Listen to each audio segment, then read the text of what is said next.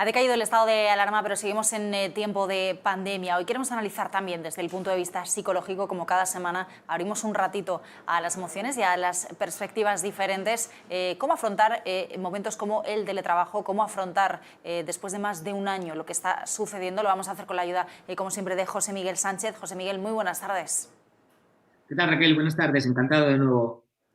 José Miguel, queríamos preguntarnos un poco cómo estamos en términos de salud mental después de un año de pandemia en el sentido laboral, ¿no? y empresarial, después de que haya decaído ya el estado de alarma, de que algunas hayamos salido el fin de semana pasado o pensemos en salir a partir de ahora. Parece que se ve un poquito más de luz al final del túnel, ¿verdad? Pero bueno, en definitiva, cuando hablamos de lo laboral, hay dinámicas que han llegado para quedarse, como es el teletrabajo, como son los protocolos de seguridad, ¿verdad? Y a veces hablamos con gente y nos dice, mira, es que yo llevo un año teletrabajando en casa y estoy cansado ya, ¿no? Ya me hace falta el contacto, el ir a la oficina, otra dinámica. ¿Qué le dirías tú a estas personas, ¿no? Porque ya hay muchas empresas que han dicho, vamos a mantener teletrabajo parcial o incluso no vamos a volver a la oficina, al menos a corto plazo.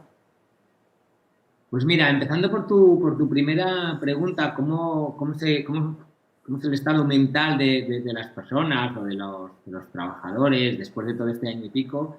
Todavía lo estamos pasando mal, todavía está siendo duro y yo me encuentro en mi día a día a muchas personas que están manejando mal todos los cambios que han venido, el tiempo que llevamos, la adversidad que supone esta pandemia y al fin y al cabo el estrés que les ha conllevado este cambio de paradigma, por decirlo de alguna manera. Nunca antes habíamos vivido algo así.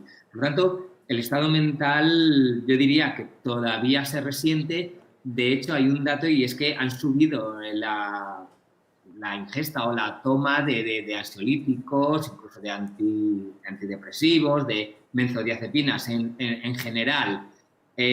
Al final, pues necesitamos estar más tranquilos, necesitamos dormir mejor y bueno, pues una solución rápida es la medicación, desde mi punto de vista, nunca la mejor o no la única. O sea, complementaria a otras cosas, pero no la única. Y en cuanto a la segunda pregunta, el teletrabajo, pues mira, lo que yo me encuentro es gracioso, pues esta mañana estaba impartiendo un curso, ahora ya, antes hacía cursos presenciales y conferencias presenciales, ahora lo hago casi todo a través de las pantallas. Y cuando hablaba con este grupo de 15 personas, pues me decían que sí, que estaban cansados, que tenían muchas ganas de volver a la oficina, aunque ya estaban volviendo poco a poco, pero que tenían miedo. ¿Miedo a qué? Miedo a volver a lo de antes. Es decir, ni 5 días teletrabajo, ni todos los días presencial. Yo creo que ambos modelos extremos no van a funcionar. Las empresas del presente y del futuro tendrán que ir a un modelo híbrido, un modelo mixto o en algunos casos le llaman un modelo líquido, donde ambas cosas se conjuguen bien y bueno, pues podamos sacar lo mejor de cada una de las situaciones, presencial y teletrabajo.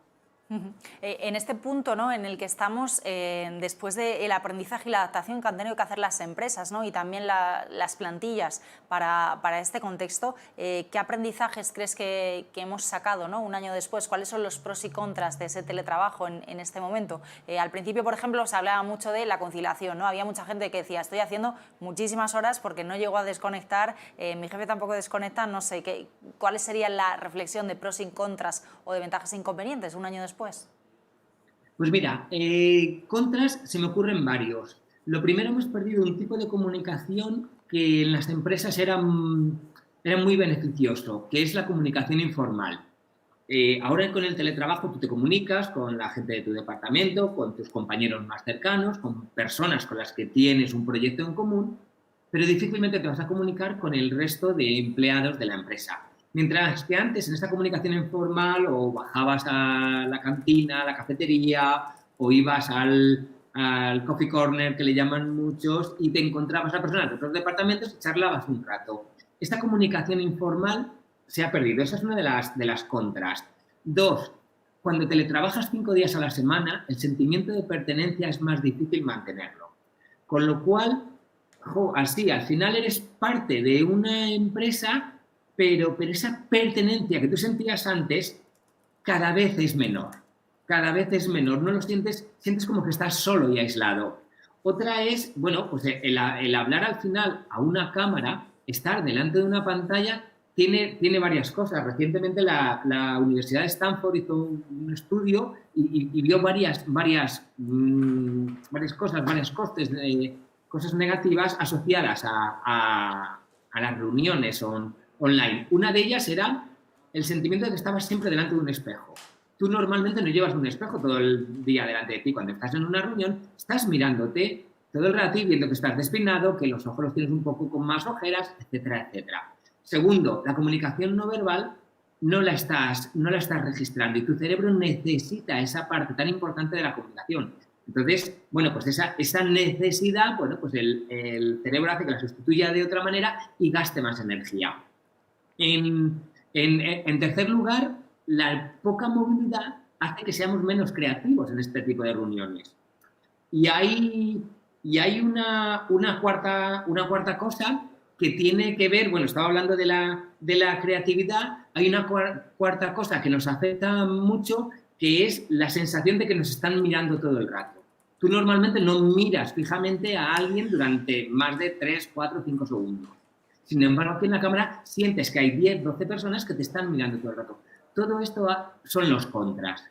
¿Qué tiene a favor? Tú lo decías, nos ha permitido equilibrar más la parte de trabajo y la parte de nuestra vida personal, aunque al principio fue duro con los niños, el confinamiento, pero nos ha permitido equilibrar.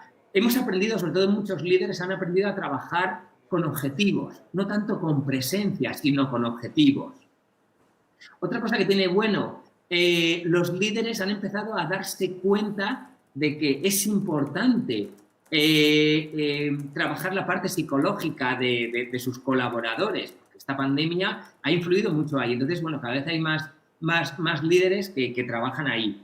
Y mira, se me está ocurriendo otra parte negativa, y con esto acabo, otra parte negativa que es la no desconexión. Una de las cosas que yo me estoy encontrando en mi práctica diaria es que muchos profesionales no terminan de desconectar. Uno, por ellos mismos.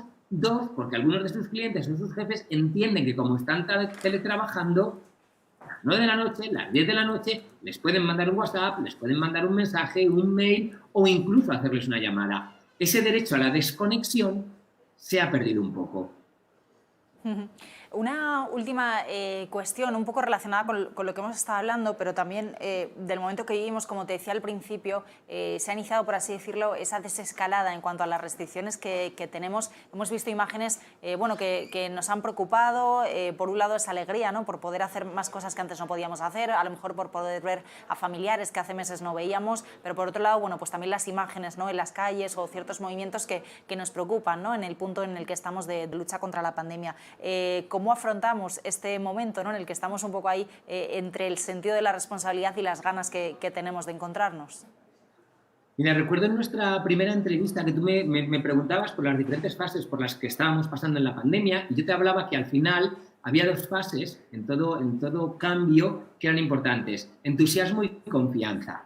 Estamos en esa fase de entusiasmo, clarísimamente. En aquel momento yo ya veía los primeros brotes. Ahora no hay duda ya. Estamos, incluso esta mañana o ayer, Fernando Simón hablaba de la posibilidad de quitarnos la mascarilla ya en espacios al aire libre. Estamos en esa fase de entusiasmo. En esa fase de entusiasmo empezamos a ver, porque lo necesitamos, muchas cosas que queremos ver, que necesitamos ver. ¿Por qué? Porque durante mucho tiempo nos han vendido lo de la nueva normalidad, y utilizo adrede la palabra vendido. No, los seres humanos no queremos nueva normalidad. Queremos nuestra vieja normalidad. Nos abrazábamos, nos besábamos, salíamos a un concierto, hacíamos muchas cosas que nos hacían sociales, que es lo que somos, seres sociales. Por tanto, ese entusiasmo es, al principio, el primer fin de semana, todos lo vimos, es como, lo coges con muchísima fuerza. Poco a poco se va calmando y nos iremos adaptando a esta nueva situación. Yo no entiendo como eso, como ese entusiasmo de nos han abierto las puertas y salimos todos y ya hay atascos, pero lo que estamos haciendo es volver a nuestra normalidad de siempre. A mí me hace mucha ilusión ver las playas este fin de semana que parecían imágenes de 2019.